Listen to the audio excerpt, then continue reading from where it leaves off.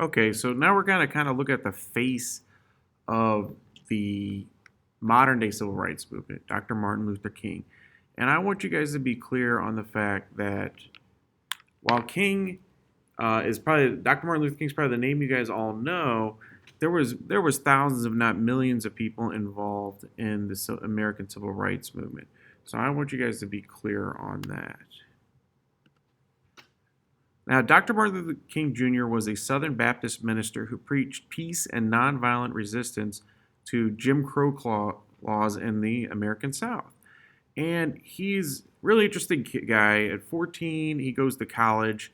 He has a president of a university come and speak to him when he's in college. He's probably like 16 at the time. And the president of historically black college talks about Mohandas Gandhi and what Gandhi had done in India and all the things he had accomplished. And the response is,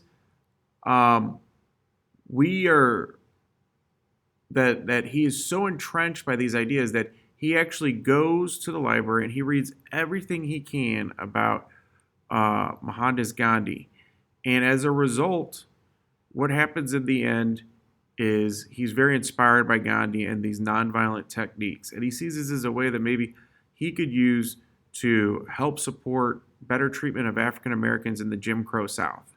And he grows up in Georgia, and then he gets stationed as a minister in Montgomery. And this is his first time as a minister at Montgomery Church. And what happens is he becomes a part of this bus boycott, the Montgomery Bus Boycott we're going to talk about. And that's what really brings him and his leadership to the forefront. Now, King became famous through his leadership in the Montgomery Bus Boycott and received the Nobel Prize in 1964. You can see King is holding the Nobel Prize. He was the youngest person to receive it in his 30s.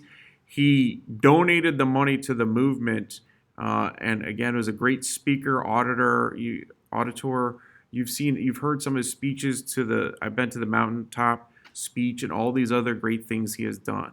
And we're going to find out what really brings his rise and his prominence to the forefront. And this is actually, we'll watch in class some videos on how he deals with Malcolm X. Now, the bus boycott in Montgomery, Alabama. So what happened is 1955, and this is almost immediately after the 1954 Brown versus Board. You can see that the schools have now been desegregated. It's been announced. But everything else is still segregated. And what happens in 1955 is the African American community boycotted or refused to do business with the Montgomery Bus Company. And what happens is this. There's a young woman named Rosa Parks, and she works for the NAACP. And you guys have heard some probably myths about Rosa Parks where, oh, she was just angry and had a bad day. Her feet were hurting on a bus, and she threw a fit and refused to move to the back of the bus so a white man could have her seat. That is not what happened. That's not true. That's the myth. And it's misinformation. What actually happened is Rosa Parks was very well educated. She was a college graduate. She was a secretary and worked for that national NAACP, the National Association for the Advancement of Colored People, and she agrees to challenge the bus laws, the segregation laws in Montgomery. She's a brave person, and she refuses. And she had it, and she refuses and wants to challenge these laws. And the guy tells her to go to the back of the bus driver, and she refuses to give up her seat, and she's arrested. And as a result, it starts the movement in Montgomery and brings a lot of attention on how to use nonviolence. Because you can see there's a young Martin Luther King, and this new minister from out of town comes, and he talks about how we have to organize. We have to work together. And he uses some of these ideas like Khalid or Gandhi's ideas, and we could carpool and work together. And they rode taxis for over a year. And you can see that they worked as a community, and the African American community refused to ride the bus until they desegregated the bus system. And it worked. It took them over a year, but the majority of people that rode the public bus system in Montgomery were African American, and it hurt their pocketbook. Just like Gandhi had hurt the British with Khalid and making clothes and not giving them money, Martin Luther King uses the bus boycott and leads this to successfully say, look, hey, no, we're not going to pay money to be treated as second-class citizens using the bus system.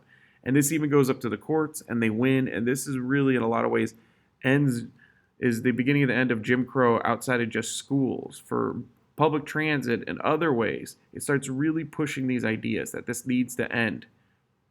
And boycotts are very effective in King's methods based on Gandhi's ideas.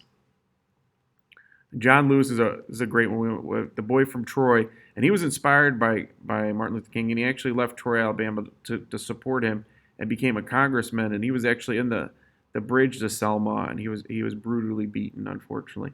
But he became a congressman, and he passed away, unfortunately, and we'll listen to his story in class. And then you could see that they won, and there's Rosa Parks. She's sitting at the front of the bus, and this is a famous picture where she's sitting at the front of the bus, ahead of, with the white man sitting behind her, to show that how symbolic of how they succeeded. Now, here's some sit-ins. People dressed in their best clothes. People went to restaurants that served only whites and refused to move until they received service. So sit-ins did not start with Martin Luther King. It was actually started by some college students in Northern Carolina. And what they do is they say, look, they had read about Gandhi's techniques as well, these ideas of refusing, of satyagraha. To refuse and know you're going to get hurt. And what you do with a sit-in is this. There were still a lot of restaurants and places that you couldn't just eat if you're a person of color. A lot of restaurants, if they would serve you, if you're a person of color, you'd have to go to the back of the restaurant to get something to eat. And what happens is they literally would go into the restaurant. First of all, you'd wear your nicest clothes, like your church clothes, your Sunday clothes. You can see they have suits on.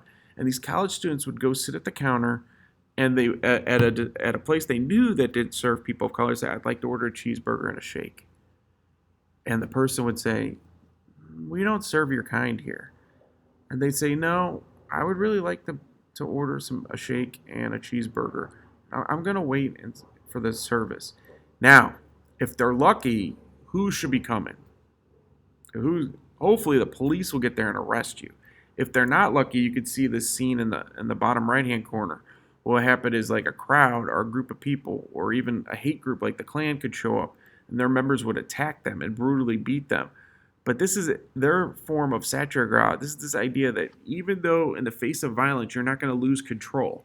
And you can see the picture, you can see the anger on these white men who are attacking these guys for essentially just asking to eat and be treated fairly. But they don't fight back.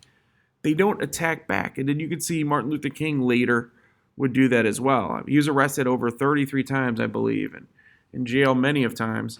And wrote one of his famous letters called Montgomery Letter from Birmingham Jail, where he argues why social justice should be done through nonviolence. And what happens here is this. It works. The newspapers and this modern-day civil rights movement is drawing these pictures in the newspapers, and it's attracting people from the North again, just like Emmett Till opened the door to the South. And people are watching how horrible African Americans are treated in Georgia and Alabama and Mississippi. And that's exactly what's going on. Now, civil rights is this idea that's concerned with your basic rights to be free from unequal treatment based on certain protected characteristics, race, gender, disability, sex, in settings such as unemployment, education, housing, and access to public facilities. So civil rights was people fighting for equal treatment under the law, fair and equal treatment under the law. Now, it doesn't guarantee de facto segregation. People are still segregated. People are still, today, you could see people still live in groups, and people might still segregate on their own. But it starts with laws, was the argument, that if we can vote, if we could use nonviolence to be treated equal, during this modern-day civil rights movement, things will change. They'll get better. The schools are where the NAACP started. The buses are another place they went in the Montgomery Bus Boycott. And they worked. They did work. They accomplished things. Now, are we there yet? That's a big discussion we can have.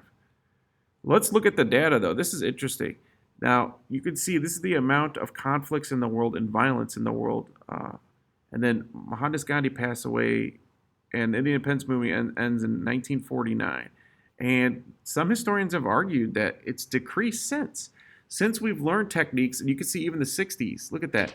Since these techniques have decreased, what's happened over time is it's actually been a result of maybe learning nonviolent techniques like civil disobedience, and that has maybe caused a lot of this success that we see today. If you think nonviolence is the way to go versus violence.